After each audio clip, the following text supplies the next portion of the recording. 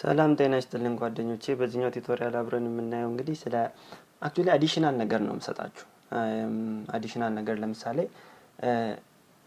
እንደምታዩት እንግዲህ ቦርደር አለው ይሄኛውን ቦርድ ለምሳሌ እስኪ እዚህ ጋር ይሄንን ፓራግራፍ ታግ ኮፒ ኮንትሮል ሲ ኮፒ ብለን እዚህ ታች ፔስት እንበለው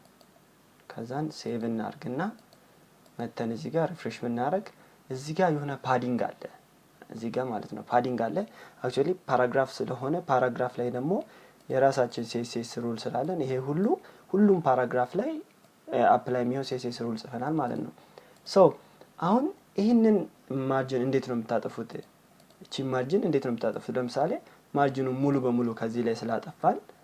መሃላቸው ያለው ማርጂን ይጠፋል ወይ ካላችሁኝ ሪፍሬሽ ስናረግ እንደምታዩት ጣፋ ግን ስቲል መሃል ላይ እንትን ማርጂኑ አለ ሰው ማርጂኑ እንዴት ነው የምናጠፋው በዚህ በኩልም አለ ማርጂን እዚህ ጋር ማርጂን አለ እንዴት ነው ያቺን ማርጂን ማጥፋት የምንችለው